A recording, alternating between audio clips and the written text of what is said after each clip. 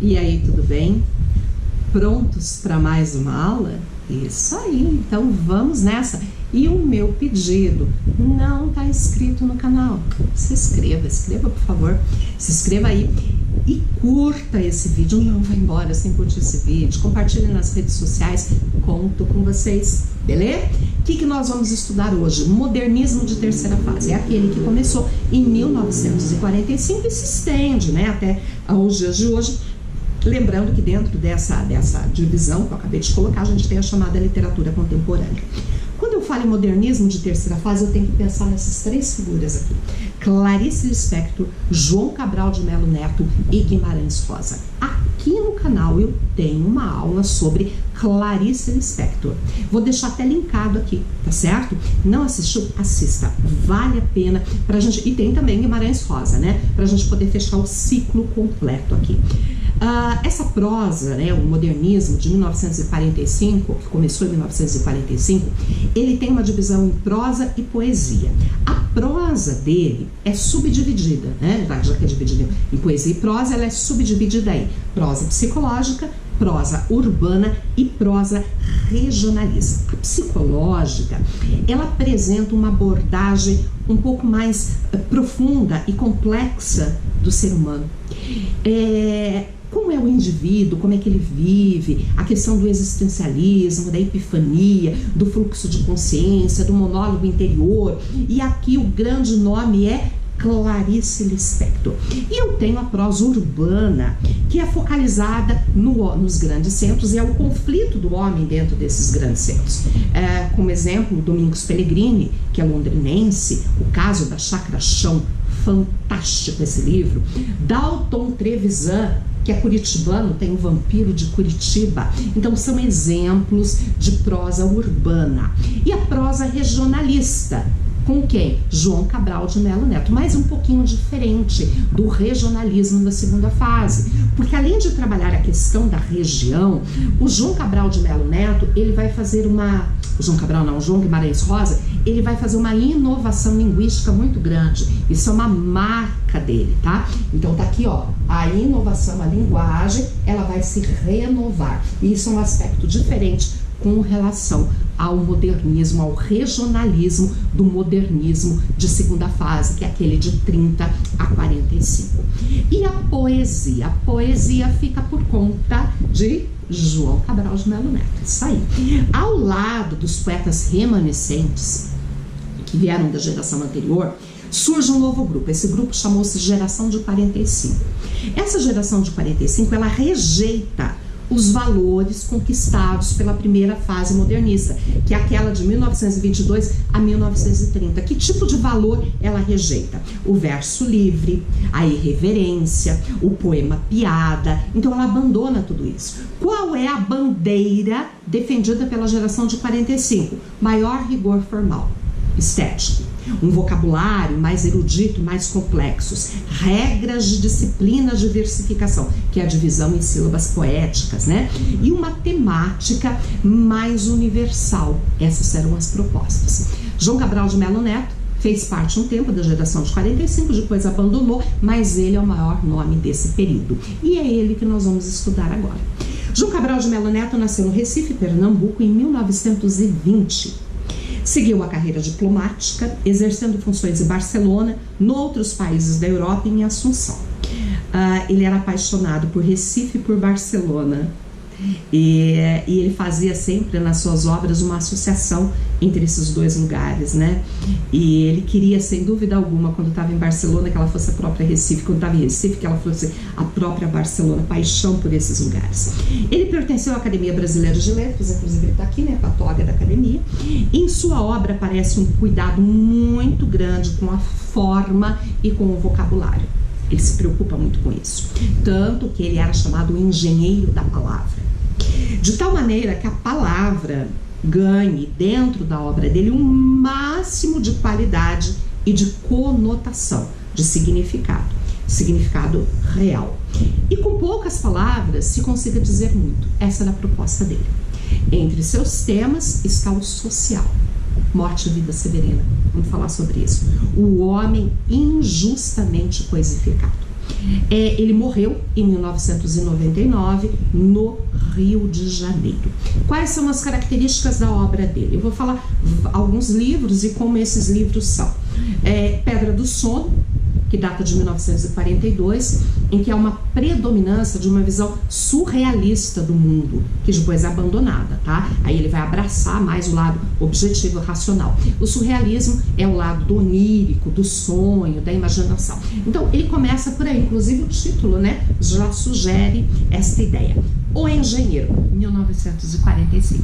O poeta rompe com a visão surrealista do primeiro momento, para encaminhar-se para um racionalismo, um objetivismo, característica que a partir daí irá predominar em suas obras. E aí ele ganha a alcunha do engenheiro da palavra. Outra obra dele, Psicologia da Composição, 1947. A tendência nacionalista já se apresenta mais amadurecida. E o poeta, ele rejeita a inspiração por si só e assume uma posição de objetividade na escrita, que já apareceu em Engenheiro e continua aqui em Psicologia da Composição.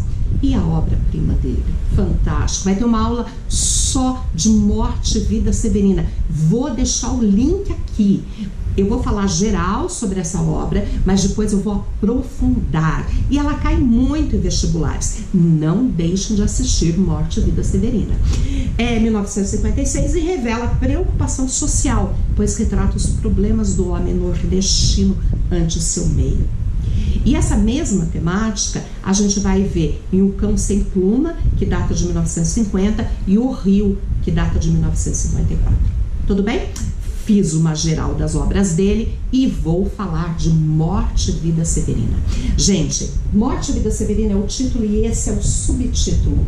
E o que eu tenho aqui no título? Uma inversão de sintagma. É um sintagma nominal, morte e vida. Mas o normal é a gente falar primeiro da vida para depois falar da morte. Sabe por que ele colocou primeiro a morte? Porque para ele a morte preside a vida. Ao inverter a ordem natural de sintagma vida e morte, para morte e vida, o poeta registra uma precisão à qualidade da vida que seu poema visa descrever, uma vida que a morte preside. E tanto a vida quanto a morte são severinas, e aqui é interessante, severina é um nome próprio, é um substantivo, só que nesse sintagma ele tem o papel de adjetivo, que significa o quê? Parco, pequeno, difícil. Então, tanto a vida quanto a morte são severinas. Tanto a vida quanto a morte são parcas, são difíceis, são complicadas. E em Morte e Vida Severina, todos os personagens, quase todos, né? Os personagens chamam-se severinos e nós vamos ter o nosso Severino, que é o personagem principal. Em ambas, Morte e Vida tem como determinante o adjetivo severino. Igualam-se nisso de serem ambas pobres, parcas e anônimas. O substantivo próprio severino, eu estou falando aqui que ele vai virar um adjetivo, tá certo? Então ele vira aqui dentro desse sintagma um adjetivo. O subtítulo, Alto de Natal Pernambucano. Essa obra é uma peça teatral e ela é escrita em forma de versos. E Alto é uma peça teatral de caráter religioso, típica da Idade Média. E aqui ele faz uma associação, ele aproxima a história de um alto de Natal, ou seja, de um presépio, porque nós vamos ter um nascimento aqui de uma criança que vai lembrar, vai remeter a Jesus. Então o alto, vamos lá, é uma composição de tradição medieval de raízes ibéricas. Então, como era uma peça teatral de caráter religioso, aqui a gente vai ter isso também. Na Idade Média era comum a apresentação viva de presépios que tinham 3 pontos básicos: anunciar o nascimento, trazer pastores dirigidos por uma estrela e promover o encontro e o louvor do recém-nascido. Verificaremos esses pontos também, estão presentes esses pontos também em Morte e Vida Severina. Essa apresentação, acostumada a misturar o profano e o religioso, eram concebidas em versos que se associam a um canto. Essa obra, Morte e Vida Severina, é escrita em forma de verso e ela foi musicalizada, sabe por quem? Chico Buarque de Holanda. Pensa que é pouca coisa? Era geralmente acrescida de alguma, o alto, né? De alguma tonalidade cômica irônica, levada à cena por um figurante.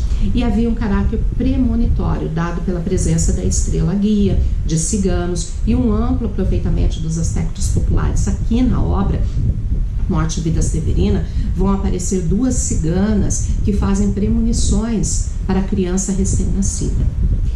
Em Morte e Vida Severina há a presença de um elemento ligado à mística do alto. O rio, que vai servir como uma estrela guia para Severino, que sai lá do Nordeste, vai seguindo o rio Capibaribe até chegar no Recife. O Severino é o pastor e a criança que nasce é Cristo. E há então um premonitório das ciganas, umas loas, uns louvores aos visitantes que lá estavam. Eu estou fazendo uma análise, prestem bem atenção, eu estou fazendo uma análise dessa obra. Não contei. Por quê? Porque tem uma aula que eu vou só contar. Então o ideal, gente, é a gente associar essas características com a outra, para a gente ter o conhecimento completo deste conteúdo, dessa obra linda, maravilhosa que é Morte e Vida Severina. Não, Morte e Vida Severina não é um auto comum, pois é concebido às avessas, já que nas alegorias medievais, lá nos autos medievais, os pastores guiados pelas estrelas vão ao encontro da luz. Mas o nosso Severino, em sua trajetória, em busca da vida, apenas vai perseguindo uma tênue, uma pequena esperança. E a cada momento essa esperança é rompida pela negação, pela morte, que é o único elemento concreto que vai ser reconhecido ao longo de toda a caminhada. Severino, ele é um retirante, que ele sai do Nordeste, da seca, em busca da vida. Mas quanto mais Severino caminha, mais ele encontra a morte. Estrutura da obra, tá? Morte e Vida Severina, ela é escrita em versos, né? E predomina os versos heptassílabos, que são de 7 sílabas poéticas. Então, dividindo a maioria deles das 7 sílabas, tá? E as rimas são postas em total liberdade. Essa obra, ela tem 18 cenas ou fragmentos poéticos, todos precedidos de um título explicativo, tá? E eles são, na verdade, esses títulos quase que um resumo do que a gente vai ler ali naquela cena. Podemos separar essas 18 cenas em 2 grupos. As 12 primeiras cenas descrevem a peregrinação de Severino, seguido ali o rio Capibaribe, tá? Fugindo das mortes, encontrando a todo momento a morte, é incrível, até a cidade do Recife, onde, para desespero total de Severino, que é a hora que ele pensa em desistir, ele encontra de novo a miséria e a morte. Esta primeira parte, com 12 cenas, trata-se do caminho ou fuga da morte. Nessa parte, o poeta habilmente alterna monólogos de Severinos com diálogos que trava ao longo do caminho. É muito interessante. Primeira cena é um monólogo, segunda é um diálogo, terceira é um monólogo, quarta é um diálogo, quinta é um monólogo, sexta é um diálogo, sétima é um monólogo, oitava é um diálogo, e assim por diante toda a primeira parte, tá? Ela vai dando essa alternância. E as últimas 6, lembram que eram 18, apresentam o presépio ou encontro com a vida, em que é descrito o nascimento do filho do José, mestre Carpina, alusão ao pai de Cristo, né? É clara alusão ao nascimento de Jesus. A peça se encerra, portanto, com a apologia. Apologia significa louvor da vida, mesmo que essa vida seja uma vida severina. Muito bem. Esses meus personagens, tá? A maioria deles, né? Ou eles não são personagens individualizados, eles estão generalizados ali por severinos. Eles simbolizam os severinos, os nordestinos, que são todos aqueles que morrem um pouco de fome cada dia. Triste demais.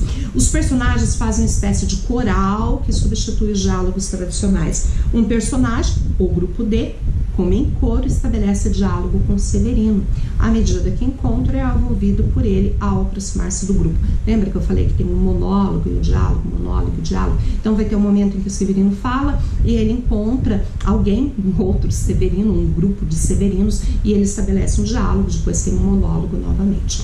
Os diálogos, eles se alternam de forma livre com os solilóquios. Então, monólogo e solilóquio é a mesma coisa. Então, os diálogos vão se alternando com os monólogos, ou os diálogos vão se alternando com os solilóquios, do protagonista ou de um grupo de personagens. Tranquilinho? Muito bem.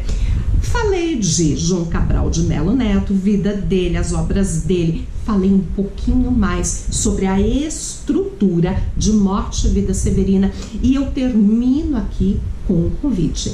Assista à videoaula sobre Morte e Vida Severina. Daí sim, a gente vai conhecer toda essa trajetória em busca da vida. Amores, muito obrigada.